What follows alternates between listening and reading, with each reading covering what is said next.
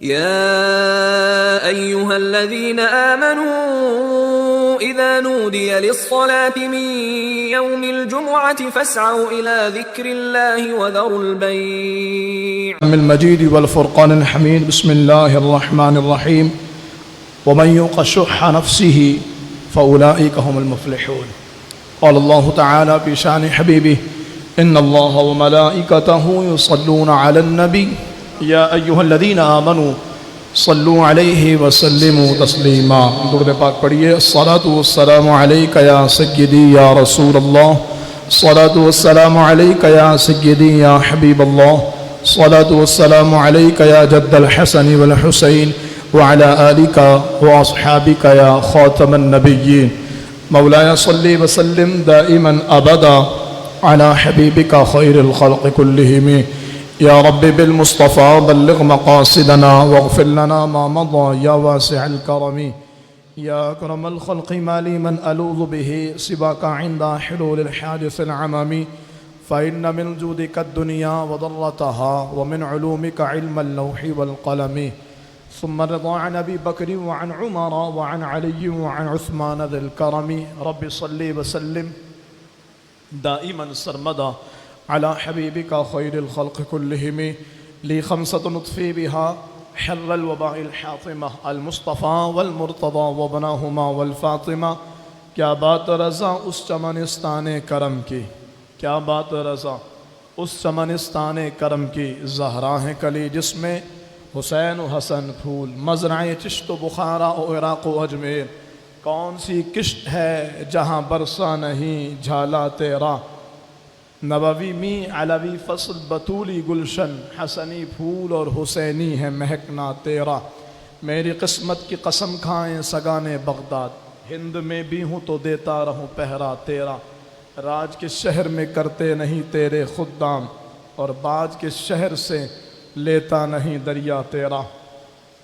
اللہ رب العالمین جل وعلا کی حمد و ثنا اور نبی کریم صاحب ست تکریم باعث تخلیق ارض و سما حضور سرور انبیاء جناب احمد مجتبی محمد مصطفیٰ صلی اللہ علیہ وآلہ وسلم کے دربار گوہر بار میں ہدیہ درود و سلام عرض کرنے کے بعد، تمام تعریفیں اللہ جل وحدہ لا شریک کے لیے ہیں، جس نے ہمیں اور آپ کو جمعۃ المبارک عطا فرمایا.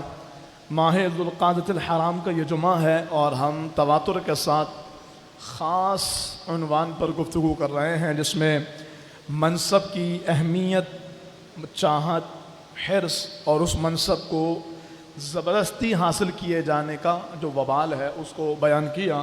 اور پھر اسی تناظر میں اسی سلسلے کو آگے بڑھاتے ہوئے کہ اس منصب کی چاہت اور لالچ اور خواہش پیدا ہونے کی وجہ یہی ہوتی ہے کہ بندے کے اندر حرص آ جاتا ہے، بندے کے اندر کنجوسی آ جاتی ہے حرص کے ساتھ ساتھ. یعنی اصل مسئلہ یہ ہے کہ لالچ کی وجہ کر بندہ پھر منصب کی تمنا کرتا ہے. پھر صرف یہی نہیں رہا کہ لالچ کی وجہ کر بندہ منصب کی تمنا کرتا ہے، بلکہ لالچی انسان چھوٹی سے چھوٹی شے اور بڑے سے بڑے سامان کو بھی پانے کی کوشش میں لگا رہتا ہے. حتیٰ کہ وہ شخص جس کے جیب میں نوٹ بھرے ہوئے ہوں، اگر اس کے اندر حرص موجود ہے تو وہ روڈ پر سر راہ گرے ہوئے 10 روپے کے نوٹ کو بھی اٹھانا چاہے گا. حالانکہ جس کے پاس بالکل پائی پیسے نہ بھی ہوں اس کے لیے بھی حکم ہے کہ وہ اعلان کرے گا کہ کس کا ہے اور پھر اس کے بعد اس تک پہنچائے گا.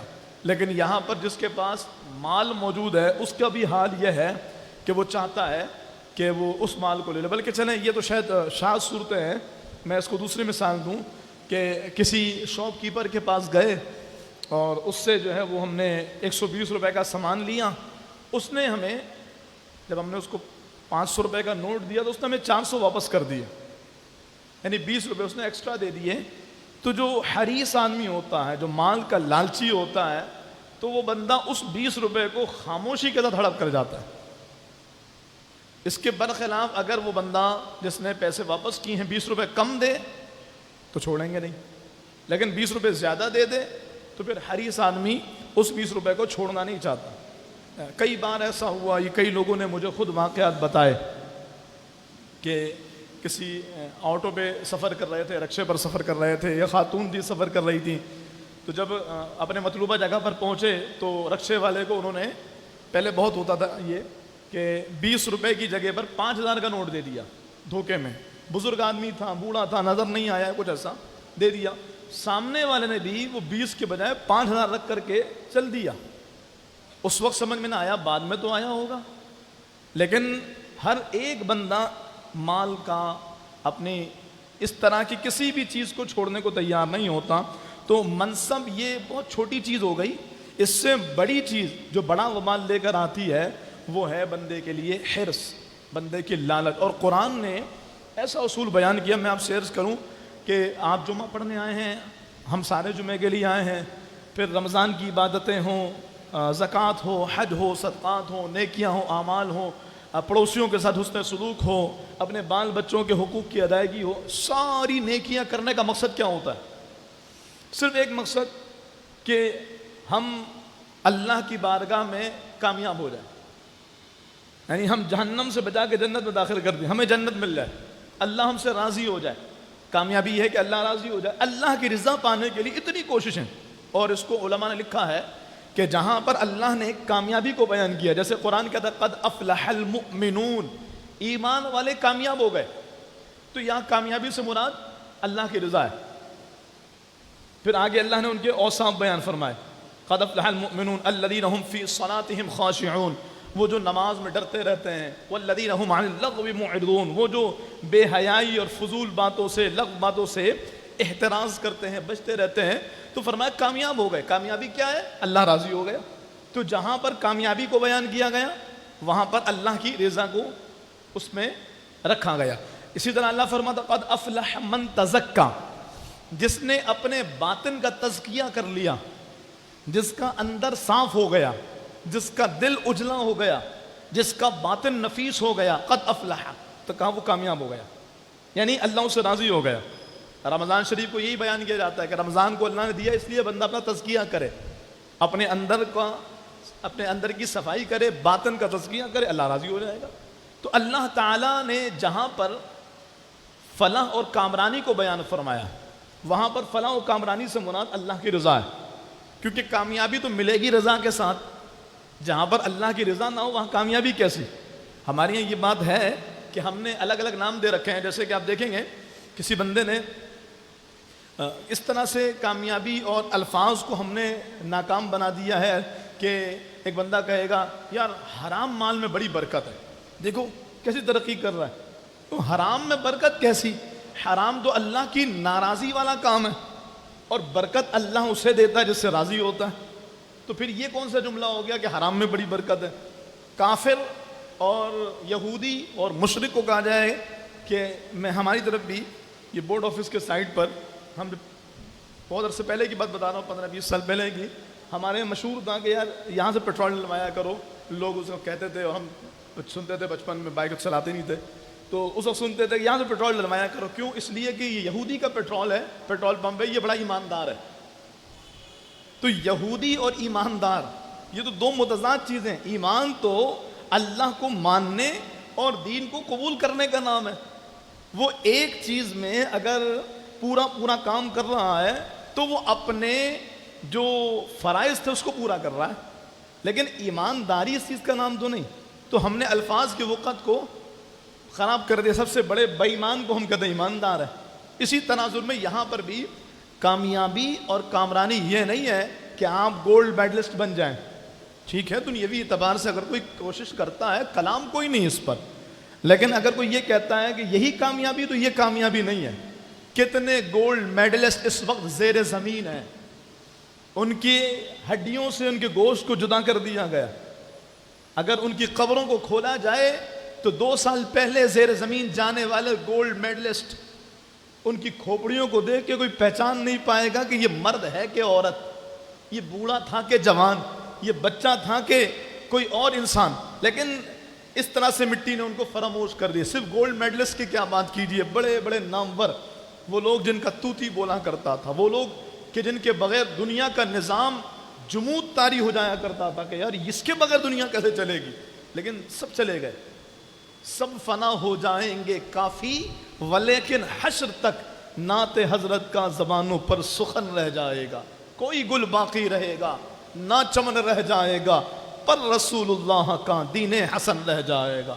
صرف اللہ کا دین، اللہ کے حبیب صلی اللہ علیہ وسلم کا دین باقی رہے گا. تو میں یہ کہہ رہا ہوں کہ کامیابی گولڈ میڈلسٹ بننا یا بہت اعلیٰ تعلیم حاصل کرنا یا بہت سارا مال کما لینا یہ حقیقتاً کامیابی نہیں. کامیابی یہ ہے کہ اللہ راضی ہو جائے. تو اللہ راضی کس سے ہوتا ہے؟ اب میں اصل اتنی ساری تمہید بیان کر کے نا وہ بات بیان کرنا چاہ رہا ہوں جو گزشتہ پورے جمعے میں نے بیان کی تھی کہ منصب کی لالچ یا منصب کی طلب لالچ کی وجہ کر آتی، اور یہ لالچ اتنا بڑا وبال ہے جو بندے کو بہت ساری برائیوں کا شکار کر دیتا ہے. اور ان برائیوں کو جو اگر ہم ایک ساتھ جمع کریں تو اس کو لالچ کا نام دیا جاتا ہے. اور قرآن نے اس لالچ سے بچنے کو کتنا بڑا اللہ کا انعام قرار دیا. سنیے اللہ رب العالمین فرماتا من یوق شح نفسی فاولئک هم المفلحون. جو اپنے نفس کے لالچ سے بچایا گیا، جو اپنے نفس کے لالچ سے بچایا گیا وہ کامیاب ہو گیا. یعنی میں کہوں جو نفس کے لالچ سے بچا لیا گیا اللہ اس سے راضی ہو گیا.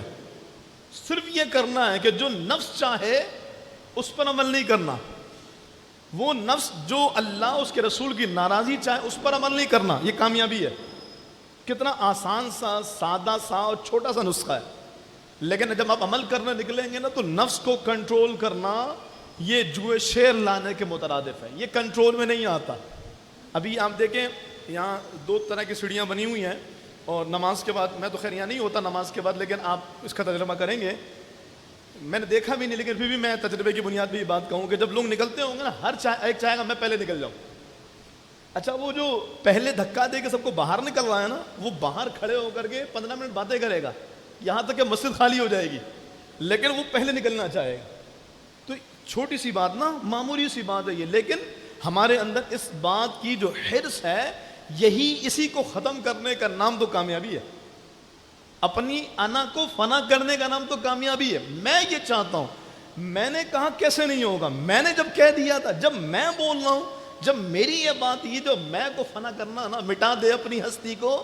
اگر کچھ مرتبہ چاہے کہ دانا خاک میں مل کر گلے گلزار ہوتا ہے، جب تک دانا اپنے آپ کو فنا نہیں کرتا وہ گٹھلی جس کے آم سے آج ہم ایسے ہر ایک اس سیزن میں لطف اندوز ہو رہا ہوگا، پھلوں کا بادشاہ اور پتہ نہیں کیا کیا اس آم کو نام دیے جاتے ہیں.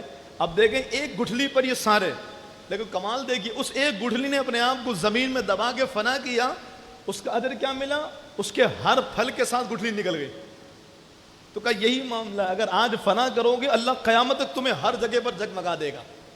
آج اپنے آپ کو اس کے لیے قربان کرو گے وہ گمنامی میں تمہیں عزتیں عطا فرما دے گا، وہ گمنامی میں تمہیں شہرت عطا فرما دے گا، وہ گمنامی میں تمہیں عروج عطا فرما دے گا. تو یہ بڑی خوبصورت بات حبیب عجمی رحمہ اللہ کے حوالے سے ملتی ہے. ضمناً میں عرض کروں اس حوالے سے، جناب حبیب عجمی رحمہ اللہ بہت بڑے سودی تھے کسی دور میں، سود کا کاروبار تھا ان کا. تو ایک مرتبہ سود کا لین دین کرنے کے بعد جو ان کو انٹرسٹ ملا، یعنی جو سود ملا، وہ لے کر کے گھر آئے، اس پیسے سے کوئی گوشت خریدا اور بیگم صاحبہ کو دیا، لا کر کے اس کو پکاؤ. جب اہلیہ نے اسے پکایا تو وہ پورا خون بن گیا. اہلیہ نے بلایا، آواز دی، حبیب عجمی آئے تو ان سے کہا کہ حبیب یہ دیکھو یہ کیا ہے؟ تو آپ بھی حیران لگا یہ خون ہے.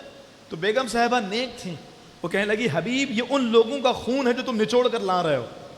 اللہ نے تمہیں دنیا میں آنکھوں سے دکھا دیا یہ ان غریبوں کا خون ہے جنہیں تم نے پیسے دیے اور پھر اس پر سود لیا، تو یہ ان کا خون نچوڑ کر تم لا رہے ہو.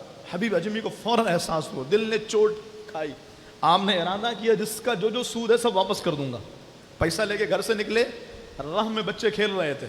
اللہ اکبر. بچوں نے دیکھتے ساتھ ہی کہا بچوں دور ہٹو دور ہٹو، حبیب سودی آ رہا ہے، ایسا نہ ہو اس کی پرچھائی بھی ہم پر پڑے تو ہم بھی سودی بن جائیں، اس کی پرچھائی بھی ہم پر پڑے تو ہم بھی اس لعنت کا شکار ہو جائیں. حبیب عجمی رو دیے، کہنے لگے مالک اتنا برا ہوں کہ بچوں کے دل میں میری برائی ڈل گئی اور بچے مجھے سودی کہہ رہے ہیں. خیر بہرحال توبہ کے پکے ارادے سے نکلے، سب کو مال واپس کیا، پکی توبہ کی، مجاہدات میں وقت گزارا، غاروں میں نکل گئے، تنہائیوں میں، کسی کو نہیں معلوم حبیب کہاں چلا گیا. سب کا سود دے کر کے حبیب تنہائیوں میں نکل گیا. اللہ اکبر کبیرہ. جب آپ کچھ عرصے بعد واپس آئے، وہ بچے دوبارہ کھیل رہے ہیں. اب جب حبیب عجمی کو انہوں نے دیکھا، اللہ اکبر، وہ تنہائیوں میں تمہاری عبادتوں کا چرچا کرنے والا ہے اور وہ اندھیرے میں چھپ کر گناہ کرنے کو لوگوں پر آشکار کرنے والا ہے. حبیب اجمی کو دیکھا تو بچوں نے کہا بچوں دور ہٹو، حبیب عابد آ رہا ہے، ایسا نہ ہو ہمارے پیر کی دھول اس پر پڑ جائے اور اللہ ہمارے اعمال برباد کر دے۔ وہ حبیب اجمی یعنی وہ رب کی قدرت دیکھیے، حبیب اجمی رو دیے، اے مالک رات کے اندھیرے میں نیکیاں کی ہیں، غار کے اندھیرے میں نیکیاں کی ہیں، کسی کو تو معلوم ہی نہیں تھا کہ حبیب نے توبہ کر لی ہے۔ تو پھر غیب سے ہاتف غیبی سے آواز آئی، حبیب یہ ہمارا کمال ہے، تم ہماری عبادت رات کے اندھیرے میں کرو یا غار کے اندھیروں تاریکیوں میں جا کے کرو، ہم اپنے پسندیدہ بندوں کا چرچا پوری دنیا میں کرا دیتے ہیں، اور اگر گناہ اندھیرے میں دروازے بند کر کے کھڑکیاں بند کر کے خلوتوں میں کرو گے، ہم ان گناہوں کا چرچا سر راہ کروا دیں گے۔ تمہارے چہرے بتا دیا کریں گے کہ یہ گناہ گار لوگ، تمہارے چہرے بتائیں گے کہ یہ لوگ وہ ہیں جو رات کے اندھیرے میں گناہ کیا کرتے تھے۔ حبیب اجمی کی بات ہے تو اسی کو مکمل کر دوں میں کہ جب گھر آئے تو وہ حبیب جن کے ہاں سود کی ریل پیل تھی تو پیسہ بہت آتا تھا، لیکن اب تو آپ نے یہ سارا کچھ چھوڑ دیا، کوئی کاروبار بھی نہیں تھا، بڑے پریشان، گھر میں فاقے ہو رہے ہیں، بھوک سے حالت خراب ہے، اللہ اکبر۔ بیوی صاحبہ نے کہا حبیب کوئی نوکری تو کرو۔ حبیب نے کہا نوکری ڈھونڈ رہا ہوں مل نہیں رہی ہے، کہا کوئی کام تو کرو، کہا چلو ٹھیک ہے میں جانتا ہوں۔ حبیب اجمی نکلے اور پھر اسی غار میں چلے گئے جہاں جا کے توبہ کی تھی، اور پورا دن عبادت کی، شام واپس آئے، کہا کیا ہوا حبیب نوکری مل گئی؟ کہا مل گئی۔ کہا پیسہ؟ کہا مالک نے کہا ہے مہینے میں ایک بار لے لینا، ابھی کام کرو محنت کرو۔ کہا کتنا؟ کہا دل لگا کے کرو تو زیادہ دوں گا۔ اللہ اکبر۔ حبیب اجمی روز صبح سویرے تہجد میں چلے جاتے اور پھر وہ رات گئے واپس آتے۔ اللہ۔ اور بیوی صاحبہ مطمئن تھی کہ مہینے کے اختتام پر سیلری مل جائے گی، مہینے کی آخری تاریخ آ گئی، یعنی سیلری ملنے کا دن آ گیا، اور حبیب اجمی وہاں رب کی بارگاہ محو عبادت ہے، اور رو رو کے برا حال ہے کہ مالک تیرے لیے سب کچھ چھوڑ دیا، اور اب کیا ہوگا؟ بیوی اگر پوچھے گی کہ پورا مہینہ کیا کرتے رہے، میں کیا منہ دکھاؤں گا، میں کیا بتاؤں گا، میں تو بول کر کے آیا ہوں کہ مالک بڑا اچھا ہے۔ وہ کہہ رہا کام دل لگا کے کرو گے اجرت پوری ملے گی۔ بہرحال عبادت کی، رب کو منایا، اس کے آگے گریاں ازاری کی، کر آ کر کے دوبارہ جب گھر آئے اور انتہائی تھکے ماندے، کیونکہ جب بندہ پریشان ہوتا ہے نا تو بدن اور پیر جواب دے جاتے ہیں، چل نہیں پاتے۔ گھر پہنچے، دروازے پہ دستک دی تو گیٹ سے ہی خوشبو آنا شروع ہو گئی۔ حبیب اجمی پریشان ہوئے، میرا گھر تو نہیں کہیں، ایسا تو نہیں کسی اور کے گھر پہ آ گیا، دیکھا نہیں حبیب اجمی کا ہی گھر ہے۔ دروازہ دستک دی تو بیگم صاحبہ نے گیٹ کھولا، خوشبوؤں کی لپٹیں آ رہی ہیں، اندر گئے تو کھانے پر دسترخوان پہ بہترین کھانے چنے ہوئے۔ ابھی حبیب اجمی کچھ کہتے اس سے پہلے ان کی بیوی نے کہا حبیب تمہارا مالک تو بڑا سخی ہے، تمہارا سیٹ جہاں تم کام کر رہے ہو وہ تو بڑا غنی ہے۔ کہا کیا ہوا؟ کہا وہ تمہارے آنے سے پہلے اتنا سارا مال دے کر گیا ہے، کوئی اور کہہ کر گیا ہے کہ مالک نے کہا ہے دل لگا کے کام کرو گے تو اس سے زیادہ دوں گا۔ اللہ اکبر۔ وہ رب ہے جو غار کے تاریکیوں میں رزق پہنچانے پہ قادر ہے، لیکن یہ بھی یاد رکھیے کہ وہ گناہوں کا چرچا بھی کر دیتا ہے۔ رات کی تاریکیوں میں اور خلوتوں میں کیے جانے والے گناہ جسے کوئی نہیں دیکھ رہا، جب وہ نیکیوں کو لوگوں پر ظاہر کر دیتا ہے تو پھر وہ گناہوں کو لوگوں پہ آشکار کرے تو لوگ ہم سے ملنا چھوڑ دیں۔ یہ اس کی محبت ہے، یہ اس کی رحمت ہے کہ ہمارے رات کے گناہوں کو یوں ظاہر نہیں کرتا، لیکن کر دے تو کوئی اسے روکنے والا بھی نہیں ہے۔ میں دوبارہ اپنے موضوع پر آؤں۔ قرآن نے کہا کامیابی کیا ہے؟ من یوق شح نفسہ، جو اپنی جان کو، جس کی جان کو، جس کے نفس کو لالچ سے بچا لیا گیا۔ اچھا جو قرآن کا اسلوب ہے نا وہ دیکھیے، یوق شح نفسہ، شح نفسہ جو لالچ سے بچا لیا گیا، یہ مطلب نہیں ہے کہ جو لالچ سے بچ گیا، جس نے خود کو لالچ سے بچا لیا، یہ مطلب نہیں ہے، جو لالچ سے بچا لیا گیا۔ کیا مطلب ہے؟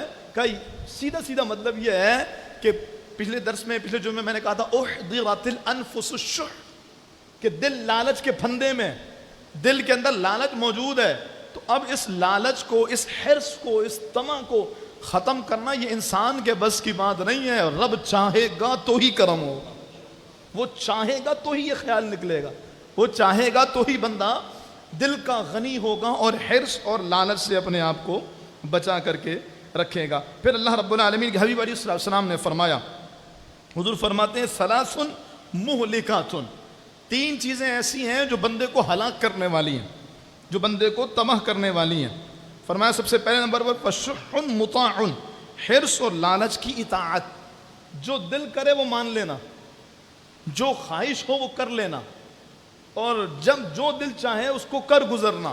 میں بہت چھوٹی سی اس کی مثال دوں، فجر کی نماز باقاعدگی سے پڑھتے آ رہے ہیں، ایک دن یار آج چھوڑ دیتے ہیں، یار آج سو جاتے ہیں، آج نیند پوری کر لیتے ہیں، اور شیطان اتنا بڑا کم بخت ہے، نماز کا وقت گزرنے کے بعد آنکھ کھلوا دے گا، پھر نیند نہیں آئے گی، بس نماز کے وہ 10 منٹ اگر آخری 10 منٹ ہے تو اس میں نیند آئے گی، اس کے بعد نہیں آئے گی۔ اگر اس کے بعد آتی بھی ہے تو وہ جو نماز کے ٹائم میں آنکھ کھلی تھی تو یہ جو دوبارہ سو جانا ہے، فَشُحَّ مُطَاعٌ، سرکار نبی صلی اللہ علیہ وسلم فرماتے ہیں فَشُحٌ مُطَاعٌ، حرص اور لالچ کی پیروی کرنا بندے کو ہلاک کر دیتی۔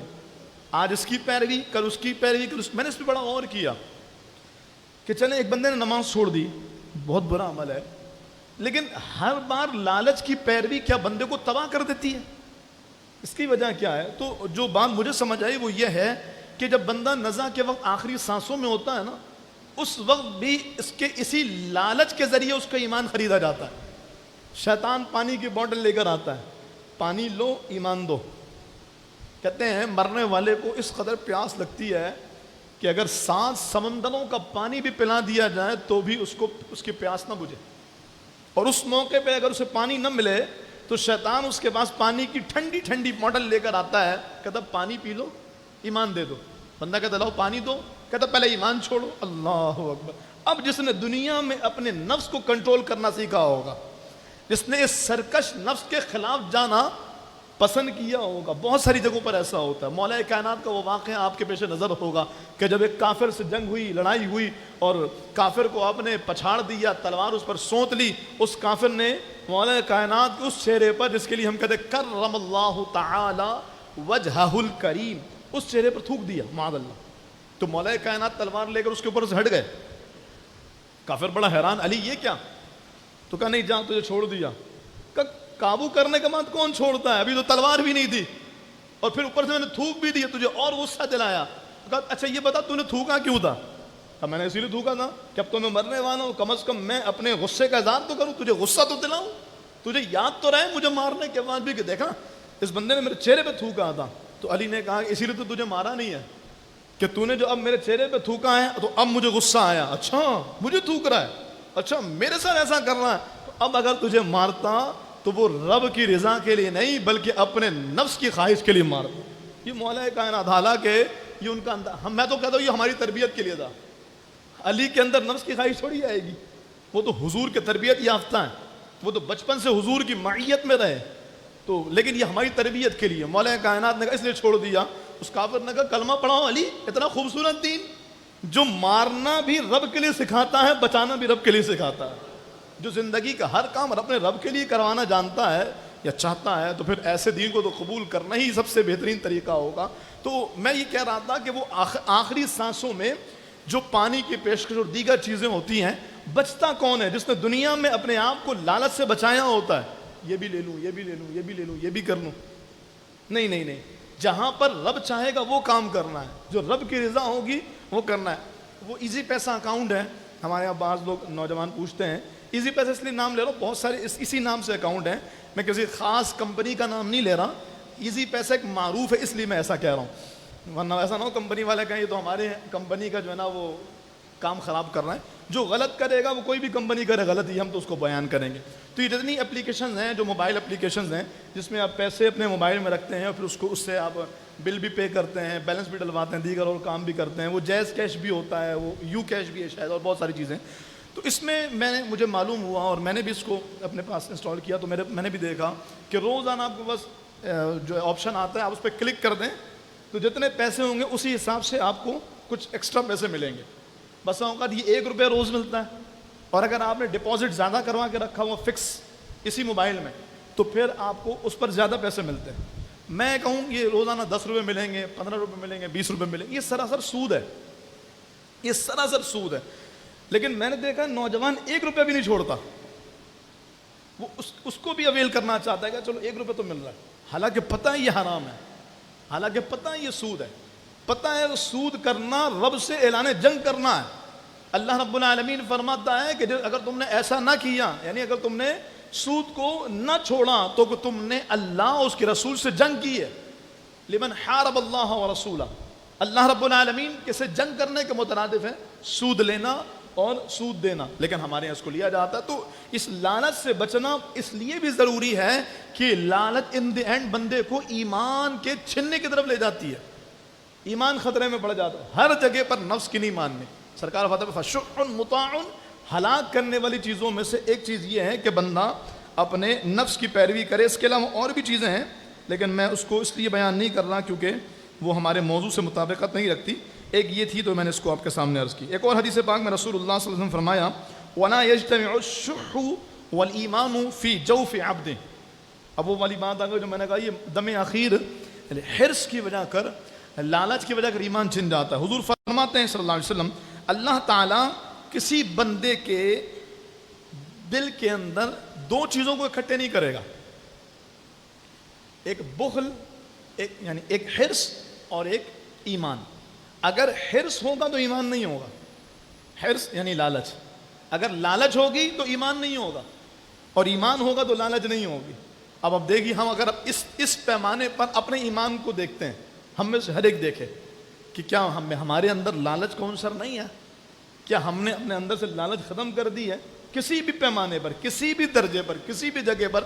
میں نے اس کی 20 مثالیں دے دی ہیں کہ ہمارے ایک پانی کی بوتل جھگڑا کر لیا جاتا ہے، اور پانی کی بوتل بڑی چیز ہے، چھوٹی سی ایک ٹافی پر بھی ہمارے یہاں جھگڑا شروع ہو جاتا ہے۔ جو ٹافیوں کے پیکٹس بلکہ پورے کاٹن تقسیم کرنے پہ قادر ہیں، وہ ایک ٹافی پر جھگڑا پڑتے ہیں۔ تو سرکار فرماتے ہیں اللہ تعالیٰ کسی بھی بندے کے اندر اس لالچ اور ایمان کو جمع نہیں کرتا، یا تو لالچ ختم کرے تو ایمان آئے گا، اور اللہ نہ کرے اگر ایمان چلا گیا تو لالچ آ جائے۔ اس لیے ہم پر یہ لازم ہے کہ ہم ان چیزوں کے حوالے سے اپنے آپ کو تیار کریں، اور حرص کو ختم کرنے کی جو ہماری سوچ ہے اس کو پیدا کیا جائے۔ ختم کیسے کیا جائے گا؟ رسول اللہ صلی اللہ تعالیٰ علیہ وآلہ وسلم نے اس کو بھی بیان کیا۔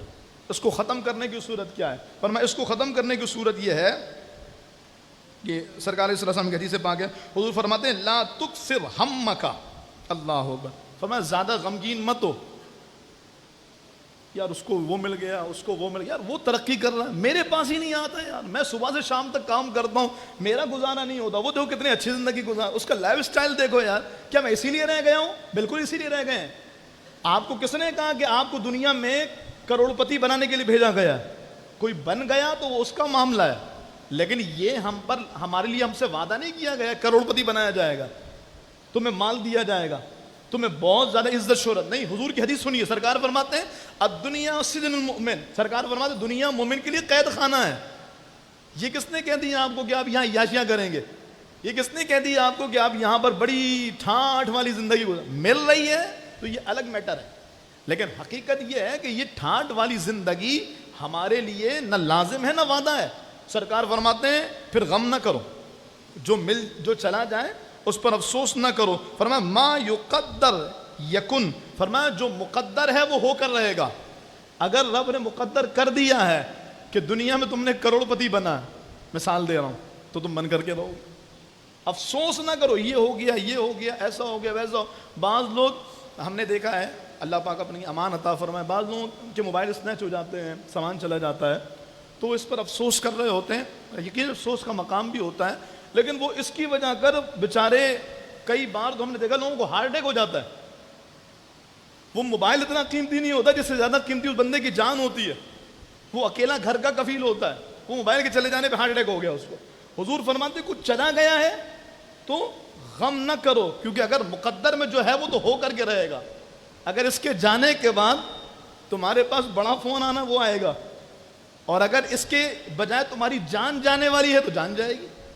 جو مقدر ہے وہ ہو کر کے رہے گا۔ اور فرمایا وما ترزق یاتک، اور جو رزق رب نے لکھ دیا نا وہ مل کر رہے گا، وہ کہیں نہیں جائے گا۔ اور کب لکھا ہے؟ ماں کے شکم میں۔ اللہ نے میرا، تمہارا، آپ سب کا، ہم سب کا رزق ماں کے شکم میں لکھ دیا ہے، کون کتنا کھائے گا، کتنا کمائے گا، کہاں سے کھائے گا، یہ سارا طے ہو چکا ہے۔ تو پھر جو چلا جا رہا ہے اس پر غم نہ کرو۔ خوبصورت مثال بزرگوں کی ہم دیکھتے ہیں کہ وہ بزرگوں کی طرف سے دی جاتی ہے، تما نہیں، جمع نہیں، منع نہیں، یہ تین اصول۔ کسی بھی چیز کی لالچ نہیں کرو، آ جائے تو جمع نہیں کرو، جو اپنے لیے ہو ٹھیک ہے ورنہ تقسیم کرو۔ تما نہیں، آ جائے تو منع نہیں کرو، طمع نہیں، خواہش نہیں کرو، آ جائے تو منع نہ کرو، اور جب مل جائے تو جمع نہیں کرو، جو مل جائے اس کو استعمال کرو، باقی تقسیم کر دو۔ ابو ذر غفاری رضی اللہ تعالیٰ عنہ کو مدینہ پاک سے دور ایک گھر بنا کے دے دیا گیا۔ مدینے میں نہیں رہتے تھے، عثمان غنی کے دور میں۔ آپ جائیں گے نا مدینہ شریف انشاءاللہ، دیکھیں گے کہ ابو ذر غفاری کا گھر دور ہے، وہ جو ان کی مسجد ہے وہ دور بنی ہوئی ہے، وہ پہلے مدینے میں نہیں آتا تھا۔ وجہ کیا تھی اس کی؟ وجہ اس کی یہ تھی کہ ابو ذر غفاری کا موقف یہ تھا رضی اللہ تعالیٰ، آپ کہتے تھے کہ جو ابھی کھا لیا ہے نا بس وہی تمہارا تھا، باقی تمہارے پاس اگلے وقت کے لیے کھانا بھی اگر موجود ہے تو تم اللہ پر توکل نہیں کرتے ہو، تمہارا توکل کمزور ہے، تمہارا ایمان کمزور ہے، اور اس کے لیے پھر آپ لوگوں سے باضابطہ اس بات پر زجر و توبیخ کرتے، ناراض ہو جاتے تھے، کیوں جمع کیا تو نے اگلے وقت کا کھانا؟ ہمارے ہاں تو اتنا ہو کہ ہماری جو ہے نا وہ 10 نسلیں کھا جائیں، اس کے باوجود حرص ختم ہونے کا نام نہیں، لالچ ختم ہونے۔ سر راہ موبائل گرا ہوا ہے، فوراً اٹھایا، موبائل آف، جیب میں۔ ایمان والے کا تقاضا نہیں ہے، یہ لالچ لے ڈوبے گی۔ قرآن کہتا ہے اگر جس کے دل سے یہ لالچ نکل گئی وہی کامیاب ہوگا، اور جو لالچ کی پیروی کرتا نا اس کا ایمان چلا جائے گا، اور جس کے دل میں لالچ ہو اس کے دل میں ایمان نہیں ہوگا، اور جس کے پاس ایمان ہوگا اس کے پاس لالچ نہیں ہوگی۔ اس اعتبار سے اپنے اعمال کا محاسبہ اور رسول اللہ صلی اللہ تعالیٰ علیہ وآلہ وسلم کے اس فرمان کو بار بار سنیے تو یقیناً ہمیں لگتا ہے کہ اللہ تعالیٰ اس بندے کو حقیقی زندگی عطا فرماتا ہے جو بندہ اپنے آپ کو اس لالچ سے بچاتا ہے۔ ایک اور مقام پہ سرکار فرماتا ہے لیس الغنی عن کثرت العرض، سرکار فرماتے ہیں بہت سارا مال ہونا یہ اصل میں کثرت نہیں ہے، یہ فراوانی نہیں ہے، اور یہ کسی بھی چیز کی بہتات نہیں ہے۔ فرمایا ولکن الغنی غنی النفس، کا اصل مالداری بندے کا بے پرواہ ہونا ہے۔ اللہ اکبر، اللہ کرے میں یہ بات سمجھا سکوں۔ سرکار فرماتے اصل مالداری بہت سارا مال ہونا نہیں ہے، اصل مالداری اپنی خواہشات سے بے نیاز ہونا ہے۔ دل یہ چاہ رہا نہیں کروں گا، دل کی خواہش تھوڑی، جو رب کہے گا وہ کروں گا، جو رب کی مرضی ہے وہ کیا جائے گا، جو رب کا حکم ہے وہ کیا جائے گا۔ دکاندار آپ دیکھیں گے امتحان لیا جاتا ہے، جس پورا دن کام نہیں چلا، مغرب کی اذان شروع ہوئی، گاہک آ گئے، اب بتاؤ کیا کرو گے؟ کسٹمر، یار پورا دن کسٹمر نہیں، ابھی تو کسٹمر آیا ہے، کہ نہیں وہ رب کا بلاوا بھی آ گئے، بڑھن کے یہ دکان اور چلے گئے، نماز پڑھ کر کے آئے، کسٹمر چلے گئے، یا اللہ ایک دن ہوا، 2 دن ہوا، 3 دن ہوا، لیکن وہ جو مقدر ہے نا، یہ فرمان یاد رکھے گا، جو رب نے مقدر کر دیا رزق وہ مل کے رہے گا، وہ اللہ تعالیٰ دے گا۔ کیا پتہ یہ جو کسٹمر آیا تھا یہ 4 دن بعد سامان واپس کروا کے چلا جائے، الٹا نقصان ہو جائے۔ بہرحال یہ اللہ تعالیٰ کی رحمت ہی ہوتی ہے جسے اللہ تعالیٰ یہ سوچ عطا فرماتا ہے۔ ہم پر لازم ہے کہ ہم اپنے نفس کا، اپنے اعمال کا اور اپنی زندگی کا محاسبہ کرتے رہیں، اپنے آپ کو ان کاموں سے بچاتے رہیں جو اللہ اس کے رسول صلی اللہ تعالیٰ علیہ وآلہ وسلم نے منع فرمایا، تو یقیناً اس کی برکتیں ملیں گی، اور یہ آہستہ آہستہ کر کے ہوگا۔ یک بارگی اگر میں چاہوں، آپ چاہیں کہ ہم بالکل مقام ولایت پر قطب الاقدام بن جائے تو ایسا نہیں ہو سکتا، لیکن تھوڑا تھوڑا کر کے آج جو سبق ملا اس پر عمل کریں۔ سر راہ کوئی چیز مل جائے نہیں اٹھائیں، جس کی ہے وہ لے جائے گا۔ یار میں اگر نہیں اٹھاؤں گا تو کوئی چرا لے گا، تو ٹھیک ہے، اگر آپ اس لیے اٹھانا ہے پہنچا دیں گے، بالکل اٹھا لیجیے، اس پر آپ کو دگنا ثواب ملے گا کہ آپ اس کو اس کے اصل مالک تک پہنچا رہے ہیں، چاہے وہ 1 روپے کی چیز ہو یا 1 لاکھ روپے کی چیز، اس کا آپ کو فائدہ ہوگا۔ بلکہ مجھے یہ خوبصورت واقعہ یاد آیا، ابھی میں نے پڑھا تھا، چونکہ حج کا سیزن بھی آ رہا ہے، اسی تناظر میں وہ ایک بزرگ فرماتے ہیں، بزرگ اس لیے کہہ رہا ہوں کہ بعد میں وہ بزرگ بن گئے، ایک نوجوان تھا، اس نے کہا میں حج کے دوران طواف بیت اللہ کر رہا تھا حج کے مہینے میں، اچانک مجھے ایک بڑا قیمتی ہار ملا جس کی مالیت اس وقت بہت زیادہ تھی، تو میرے دل میں خیال آئی مال میں دبا لیتا ہوں کہ اچھا ہے، کسی کو پتہ تھوڑی لگے گا، کس کو بتاؤں، میں اتنا رش ہوتا ہوں آلریڈی۔ اس نے کہا، لیکن پھر میرے ضمیر نے ملامت کی، اللہ اکبر۔ کہیں پر میں نے دیکھا، نہ میں شطرنج کھیلتا ہوں نہ مجھے انٹرسٹ ہے، لیکن میں کہیں تحریر دیکھی تھی کہ شطرنج کا وزیر اور انسان کا ضمیر جب مر جائے تو کھیل ختم ہو جاتا ہے۔ بندے کا جب ضمیر مر جاتا تو اس کو کچھ بھی نظر نہیں آتا، لیکن اس بندے کا ضمیر زندہ تھا، اس نے اس کو ملامت کی، کیا کر رہے ہو؟ اس نے کہا، اعلان کرنا شروع کیا، بھائی کس کا ہے یہ ہار، کس کا ہے، قیمتی ہار۔ تو ایک نابینا شخص آیا، اس نے کہا، بھائی یہ ہار جو ہے نا وہ میرا ہے۔ اس نے نشانی بتائی، دے دی۔ پھر افسوس ہوا، بندہ بھی نابینا تھا، پتہ ہی نہیں لگتا کس کا ہے، اگر میں اس کو چنا لیتا تھا. بہرحال اب تو افسوس کرے کچھ بھی نہیں آتا. میں نے چلو یار حج کے مہینے میں بندہ گناہ کرے گا, دے دیا. اس کے بعد طواف بیت اللہ کرنے کے بعد, حج سے فارغ ہونے کے بعد, وہ یہ سوچ کر کے کہ چلو کچھ کسب حلال کی تلاش میں نکلتا ہوں, کسی دور دراز علاقے میں پہنچتا ہے تو وہاں دیکھتا ہے کہ مسجد ہے لیکن وہاں کوئی نماز پڑھانے والا نہیں. تو اس نے وہاں نماز پڑھائی, لوگوں کو نماز بڑی پسند آئی. لوگوں نے کہا اب امام بن جاؤ, ہم آپ کو تنخواہ دیں گے. انہوں نے کہا اچھی بات ہے. وہ امام لگ گیا, لوگوں نے تنخواہ دینی شروع کر دی اور اس کی روزی روٹی کا انتظام بھی ہو گیا. کہتے ہیں کہ کچھ دنوں کے بعد لوگوں نے کہا کہ وہ جو ہمارے سابقہ امام صاحب تھے نا, ان کا انتقال ہو گیا ہے اور ان کی ایک جوان بیٹی ہے. تو انہوں نے کہا تھا کسی نیک دیندار پرہیزگار آدمی سے میری بیٹی کی شادی کر دینا. ہم سارے علاقے والے چاہتے ہیں کہ آپ ماشاءاللہ بڑے دیندار اور نیک ہیں, ہم نے آپ کو امام بنایا اور ہم آپ کو دیکھ رہے ہیں عرصے سے کہ آپ ماشاءاللہ بڑی ذمہ داری سے کام کر رہے ہیں, تو ہم آپ کو چاہتے ہیں کہ آپ اسے شادی کر لیں. ٹھیک ہے, اگر آپ لوگ راضی ہیں. ہاں ٹھیک ہے, راضی ہیں. نکاح ہو گیا. جب شادی کی پہلی رات وہ بندہ کمرے کے اندر گیا, دلہن کا گھونگھٹ اٹھاتا ہے تو دلہن کے گلے میں وہی ہار تھا جو ہار اس نے مطاف میں اٹھا کر اس اندھے کو دیا تھا. نابینا حیران رہ گیا, کہتے یہ ہار. تو کہا کیوں, آپ یہ جانتے ہیں کس کا ہے؟ کہا یہ میرا ہے. کہا کس نے دیا؟ کہا میرے بابا نے دیا. کہا تمہارے بابا کون تھے؟ کہا میرے بابا نابینا تھے. اس نے کہا یہ ہار تو وہ ہے جو مطاف میں اٹھا کر کے میں نے تمہارے بابا کے حوالے کیا تھا. کہا اچھا, ادھر آپ کی دعا قبول, ادھر میرے بابا کی دعا قبول, ادھر آپ کی خواہش قبول, ادھر میرے بابا کی دعا قبول. کہا وہ کیا؟ کہا میرے بابا آنے کے وقت اکثر دعا کر, یا اللہ وہ جو مطاف والا بندہ تھا نا, کوئی ایسی بندہ میری بیٹی کو دے دے. وہ مطاف والا بندہ کوئی ایسی ایماندار میری بیٹی کو دے دے, اور بیٹی اگر ایماندار بندہ ملے یہ ہار اسی کو دے دینا. تو وہاں ادھر میرے بابا کی دعا قبول اور یہ ہار لیجیے یہ آپ کا ہو گیا. وہ عورت نے ہار اس کے حوالے کر دیا. اگر اس وقت بے ایمانی کر جاتا تو پھر حج بھی برباد, نیکیاں بھی برباد, زندگی بھی تباہ, آخرت بھی برباد. اور نہیں کی ایمانداری کی تو وہ چیز اسی کی ملکیت میں آنی تھی. جو مقدر ہے وہ مل کے رہے گا, جو اللہ نے طے کر دیا ہے چاہے کسی بھی صورت میں وہ اللہ عطا کر, اگر اس پر کامل ایمان ہو جائے تو پھر امید ہے کہ انشاءاللہ ہم پھر کسی اور جانب نہیں جائیں گے. وقت کم ہے اسی لیے اختتامی گفتگو میں آپ کے سامنے عرض کروں. الحمدللہ ہماری بخاری مسجد کا تعمیراتی کام بہت تیزی کے ساتھ جاری ہے اور بیسمنٹ کے طرف ہم بڑھ چکے ہیں. آپ جا کر کے زیارت بھی کریں گے تو باضابطہ کھدائی ہو چکی ہے بیسمنٹ کی اور ترقیاتی کام, تعمیراتی کام جاری ہے. اس سلسلے میں ابھی ہمیں بنیادیں کھڑی کرنی ہیں اور بنیادوں میں ہمیں تقریباً 45 ٹن سریا چاہیے. 45 ٹن سریا, اور 1 ٹن سریا 2,50,000 روپے کا, یعنی کل جو مالیت ہے وہ 1,12,50,000 روپے. کمال یہ ہے کہ اس کے بعد آگے بڑی عمارت بنے گی اور اس میں آپ سب کا حصہ شامل ہوگا. لیکن یہ جو بنیاد ہے اس میں جس کا حصہ ہوگا تو اس کا اوپر تک کی عمارت میں حصہ ہوگا, کیونکہ بنیادی نہ ہو تو اوپر کی عمارت کیسے کھڑی ہو. تو یہ جو ابھی سریا درکار ہے, آپ سریا ہماری کمیٹی نے باضابطہ رابطہ کیا ہوا ہے, ایک فیضان اسٹیل سے رابطہ ہے, دیگر اور سے رابطہ ہے. آپ خود ملاقات کیجئے, جس کی جو حیثیت ہے. سرکار صلی اللہ علیہ وسلم کی حدیث پاک ہے کہ مسجد جس نے چڑیا کے گھونسلے جتنی مسجد بنائی, تو ظاہر ہے چڑیا کے گھونسلے جتنی مسجد ہوتی نہیں ہے, اس کا مطلب یہ کہ اس نے اتنا حصہ بھی شامل کر دیا. تو جس کی جتنی حیثیت ہے, جس کے جتنے تعلقات ہیں, جو جہاں تک رابطہ کر سکتا ہے, 1 ٹن سریا, 2 ٹن سریا, 45 ٹن سریا ہمیں چاہیے. 1 ٹن سریا 2,50,000 روپے کا ہے اور 1,12,50,000 روپے ہمیں درکار ہیں. نماز کے بعد بھی باہر ہمارے جو قاری صاحبان ہیں, ذمہ داران ہیں, وہ موجود ہوتے ہیں. باضابطہ ہماری کمیٹی رات میں موجود ہوتی ہے یہاں پر. آپ جس وقت چاہیں وزٹ کیجئے, رابطہ کیجئے, اپنے ہاتھوں سے حصہ شامل کیجئے.